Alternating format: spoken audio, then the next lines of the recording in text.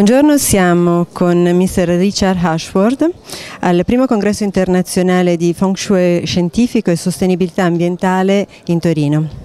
Buongiorno, mister. Buongiorno. Buongiorno, dunque parla italiano? Hardly.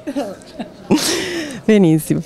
Io so che il suo intervento sarà nella giornata di domenica e volevo chiederle quale sarà in poche parole il contenuto del suo intervento sul Feng Shui. I'm speaking about what's called the Bazi or Batsa, or sometimes called the Four Pillars, sometimes misleadingly called a Chinese horoscope.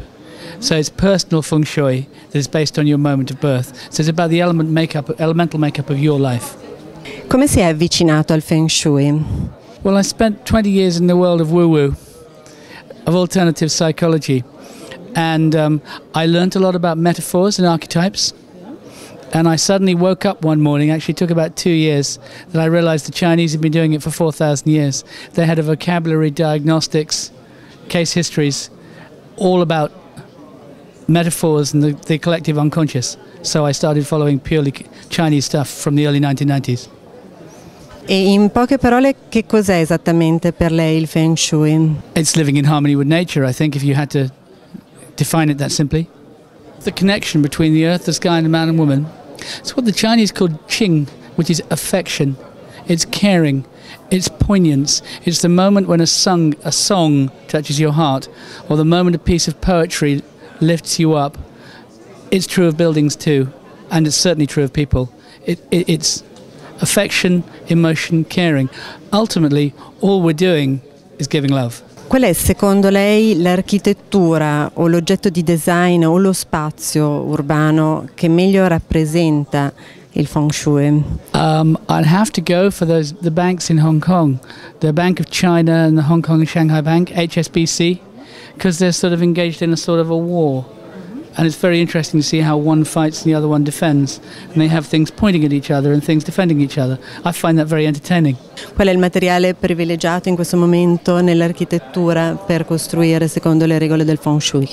In my opinion, it's very important to take care of the way we use metal.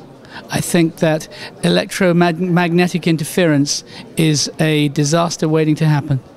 Quale pensa che possa essere il futuro del Feng Shui nel mondo a livello accademico, a livello delle università, e crede che può essere di interesse sempre più vasto o può rimanere ancora un interesse per un'elite, per un piccolo gruppo di persone?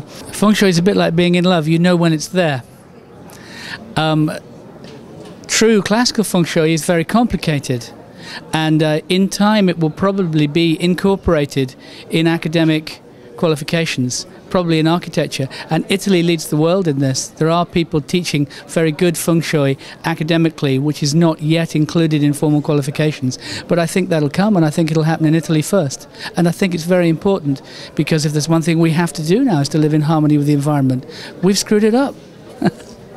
Qual è stata la prima impressione arrivando in una città come Torino o in altre città italiane che magari ha avuto modo di visitare, e ha riconosciuto in queste città delle caratteristiche che possono richiamare il Feng Shui?